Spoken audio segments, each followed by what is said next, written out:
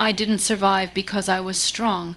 I survived because quitting would have destroyed me more than pain ever could. If you feel broken right now, this is for you. I was broken. Not the kind of broken people can see with their eyes, but the kind that lives quietly inside your chest, where even your own breath feels heavy. I smiled when the world looked at me. I laughed when they expected laughter. But inside, something had collapsed so deeply that even hope felt tired of knocking. I didn't wake up one day and decide to be strong. I woke up every day wondering how much longer I could carry the weight of simply being alive. Life doesn't warn you before it changes everything. It doesn't knock politely, it crashes in. One moment you're dreaming, planning, believing. The next moment you're learning how fragile everything really is. People think breaking happens in one big moment. They're wrong. Breaking happens slowly. It happens when expectations die quietly, when promises are broken without apologies, when prayers feel unanswered.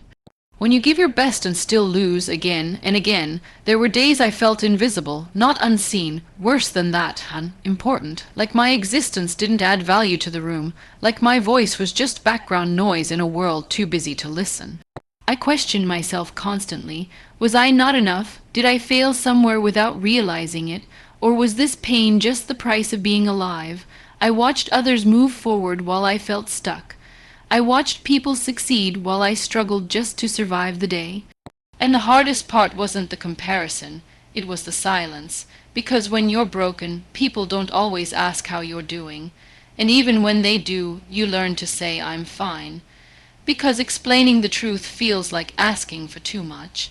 There were nights I cried without tears, nights where my mind screamed but my body was too tired to respond, nights when I replayed every mistake, every wrong decision, every moment I trusted when I shouldn't have.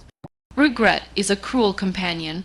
It sits beside you and reminds you of everything you can't change, and if you're not careful, it convinces you that your past is stronger than your future. I thought strength meant never falling apart. I was wrong. Strength is what happens after everything falls apart. Strength is waking up when you don't want to. Strength is breathing when you feel like you're drowning. Strength is choosing to stay when leaving feels easier. No one tells you that survival itself is an act of courage.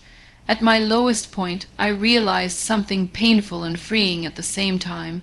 No one was coming to save me. Not because people didn't care, but because some battles are designed to be fought alone.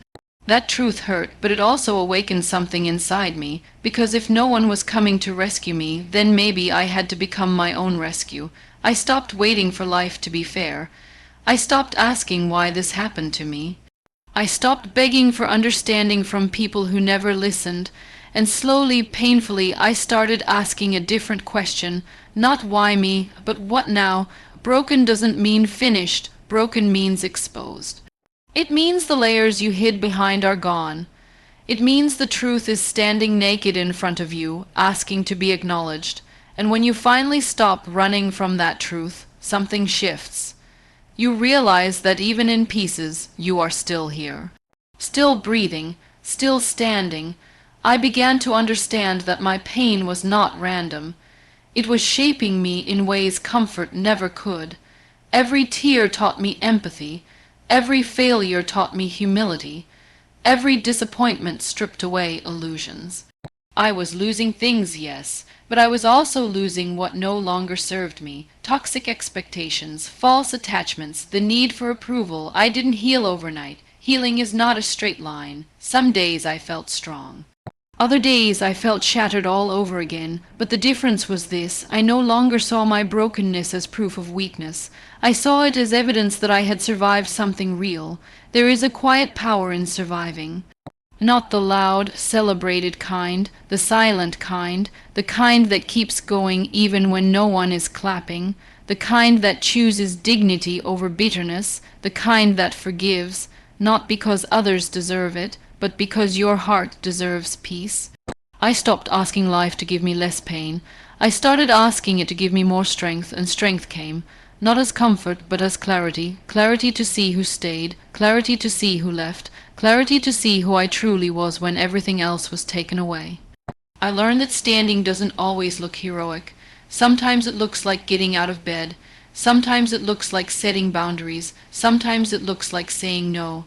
Sometimes it looks like crying and still moving forward. Standing is not about looking strong. It's about refusing to disappear.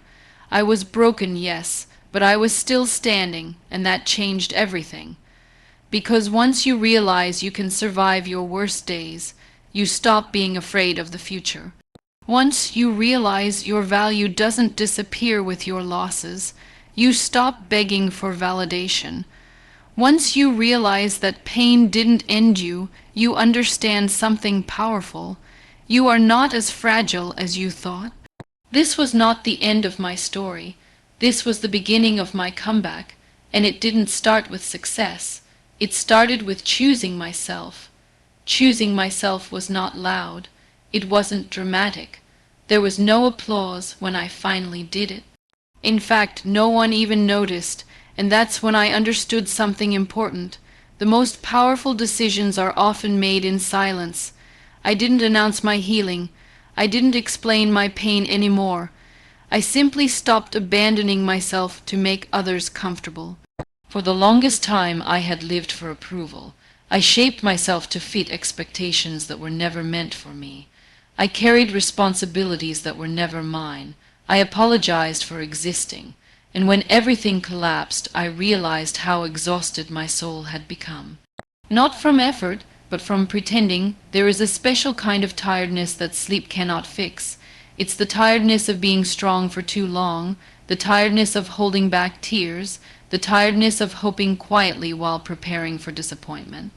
I was tired of surviving. I wanted to live again, but living again requires courage, because healing forces you to confront the pain you've been avoiding. It forces you to sit with your wounds instead of distracting yourself from them. And that process is uncomfortable. Growth always is. I began revisiting moments I had buried deep inside me, moments I told myself didn't matter, moments I minimized to survive. I realized that unresolved pain doesn't disappear, it waits.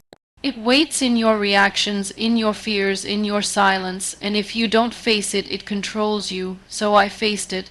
I faced the disappointment of trusting the wrong people. I faced the grief of losing versions of myself I would never get back.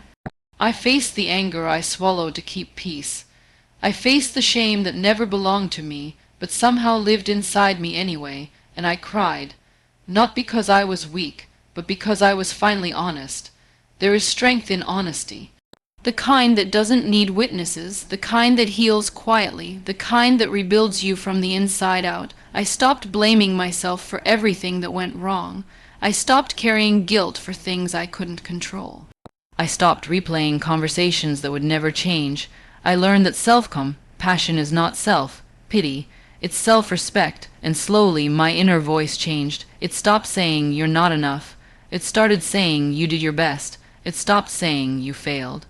It started saying, "You learned." It stopped saying, "You're broken." It started saying, "You're healing." That shift didn't fix everything, but it gave me room to breathe, and breathing again felt like a miracle. I realized that my worth was never tied to my success, my productivity, or my ability to endure pain silently. My worth existed long before my struggles, and it would exist long after them. I didn't need to prove anything to anyone. Some people didn't like the new me, the quieter me, the firmer me, the me who no longer over-explained, the me who set boundaries without guilt, but that was okay. Healing changes you, and not everyone benefits from your growth. I learned that losing people is sometimes part of finding yourself, and not every goodbye is a loss. Some goodbyes are protection. I began rebuilding my life piece by piece, not the life I had imagined, but the life I needed. I simplified. I slowed down. I listened to my instincts again. I chose peace over chaos, truth over comfort, growth over familiarity. There were setbacks, of course there were. Healing is not linear. Some days old fears resurfaced. Some days doubt whispered loudly. Some days the past tried to pull me back. But this time I didn't panic. I reminded myself that progress doesn't disappear because of a bad day. Standing doesn't mean you never fall. Standing means you rise without hating yourself for falling. I stopped chasing motivation. I built discipline instead.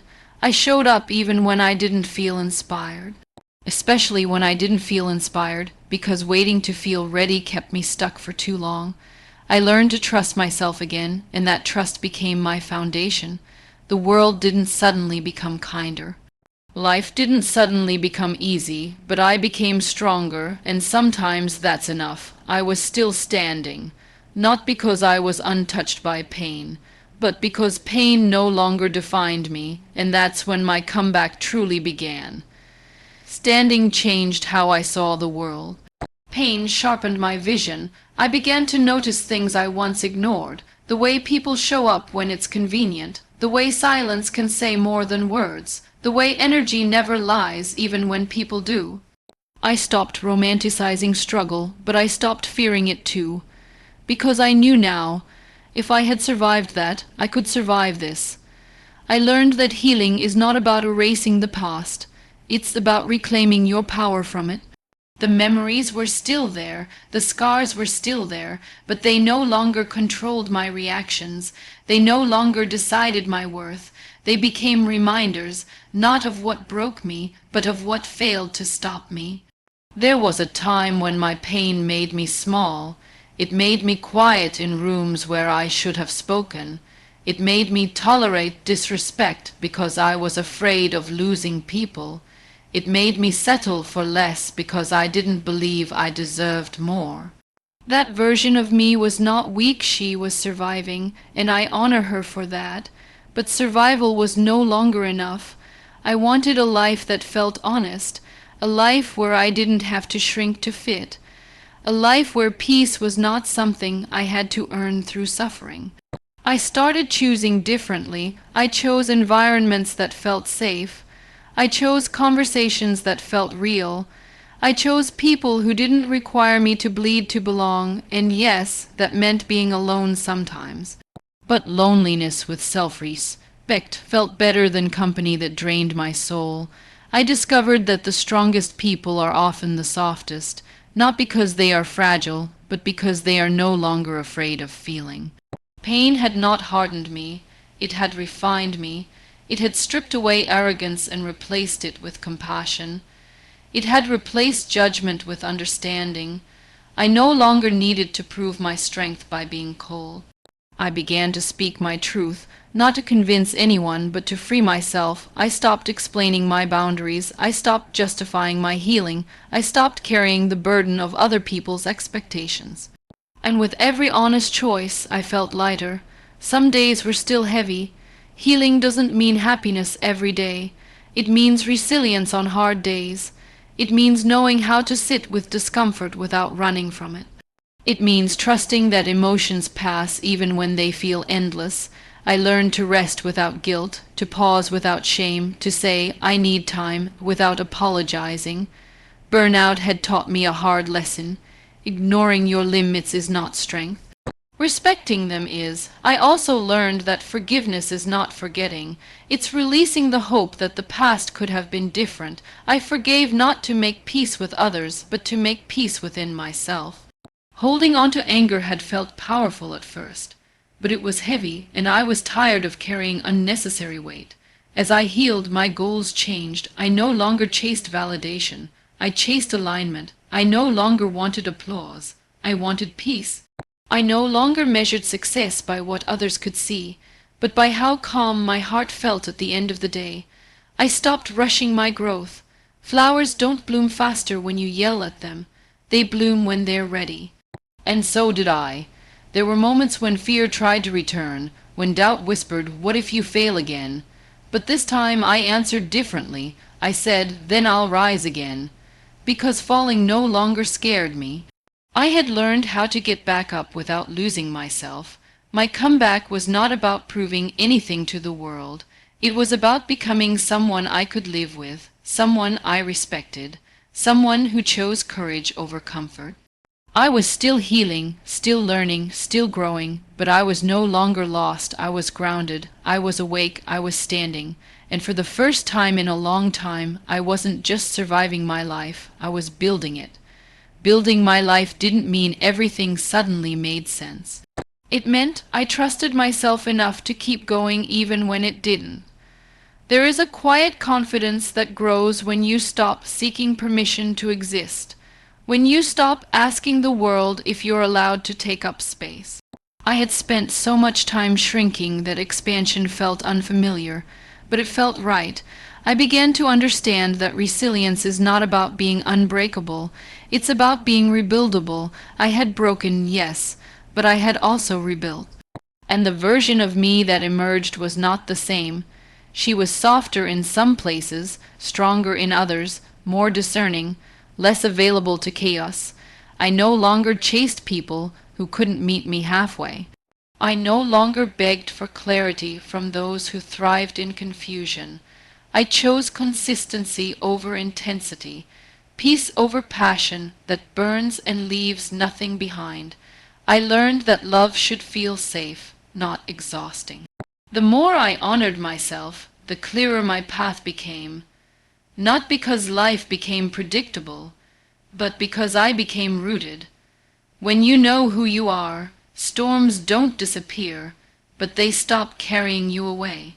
I also learned that healing can be lonely. Not everyone understands the changes you make when you finally choose yourself. Some people miss the version of you who was easier to control, and that's okay. You are not responsible for staying broken to keep others comfortable. I stopped explaining my growth to people who benefited from my silence. I stopped shrinking my joy to avoid making others uncomfortable. I stopped hiding my strength to protect fragile egos. Healing had taught me that dimming your light does not create peace, it creates resentment. There was a time I feared my own power, feared what would happen if I truly trusted myself. But now I see it clearly. My power was never about dominance or control. It was about self-trust, about honoring my intuition, about listening when my soul whispered before it had to scream. I began setting goals not from desperation, but from alignment. Not to escape my life, but to expand it. I stopped comparing my timeline to others. Everyone blooms in their own season. Comparison had robbed me of joy for too long. I started celebrating small victories. Waking up with peace, saying no without guilt, choosing rest, speaking honestly. Progress isn't always loud. Sometimes it's simply the absence of chaos. I learned to sit with myself in silence and not feel afraid. I learned to enjoy my own company, to laugh without an audience, to feel whole without validation. That was a kind of freedom I had never known before, and then something unexpected happened. I stopped seeing my past as an enemy. The pain that once haunted me became a teacher. The experiences that once embarrassed me became proof of my courage. The chapters I wanted to erase became the foundation of my wisdom. I wouldn't wish the pain on anyone, but I no longer wished it away. Because without it, I wouldn't know my strength, I wouldn't know my depth, I wouldn't know my resilience, I wouldn't know my worth. I was no longer defined by what happened to me. I was defined by how I responded, by how I rose, by how I chose hope even when bitterness was easier. I was still standing, not out of stubbornness, but out of self-love, and I knew then that my comeback was no longer in progress, it was already happening. By the time I realized it, standing had become natural. Not because life stopped testing me, but because I stopped doubting myself every time it did. I no longer asked, "Can I handle this?" I already knew the answer. I had handled worse. I had survived what once felt impossible. And that truth lived quietly inside me, steady and unshakable. I learned that confidence is not loud. It doesn't need to announce itself. It shows up as calm in chaos, as patience in uncertainty, as faith in your own ability to adapt. I didn't need to prove my strength anymore. I had lived it. My scars were still there. They didn't disappear, but they stopped hurting when I looked at them. They became symbols of endurance, evidence that I had been through fire and did not turn to ash. I turned into steel. There was a time I thought my story was something to hide, something to be ashamed of. Now I see it as a testament. Not everyone survives what I survived. Not everyone rises after being broken. And that doesn't make me better than anyone else. It makes me grateful, grateful for the lessons, grateful for the growth, Grateful for the strength I didn't know I had, I stopped chasing a perfect life. Perfection is fragile. I chose a real one instead, one with boundaries, one with balance, one with purpose. I chose to live in alignment with who I had become, not who I used to be. I learned that happiness is not constant excitement. It's inner stability, it's waking up without dread, it's feeling safe in your own mind, it's knowing that even on hard days you won't abandon yourself. I became my own anchor, and from that place everything changed. Opportunities felt different, relationships felt different, even failure felt different, because it no longer threatened my identity. I was no longer building my life on outcomes, I was building it on values. I valued peace, I valued honesty, I valued growth, I valued myself. I no longer feared being broken again, because I knew something I didn't know before. Breaking does not end you, staying down does, and I had learned how to rise with grace. If you are listening to this while feeling broken, hear me clearly. This is not the end of you. This is the uncovering of you. The strength you are searching for is already inside you. It's just waiting for permission to emerge. You don't need to rush your healing. You don't need to have it all figured out. You don't need to be fearless. You just need to stay present, stay honest, stay willing. Because one day, sooner than you think, you will look back and realize the moment you thought broke you was the moment that built you. I was broken, but I did not disappear. I was wounded, but I did not surrender. I was tested, but I did not quit. I am still standing, and this is my comeback story.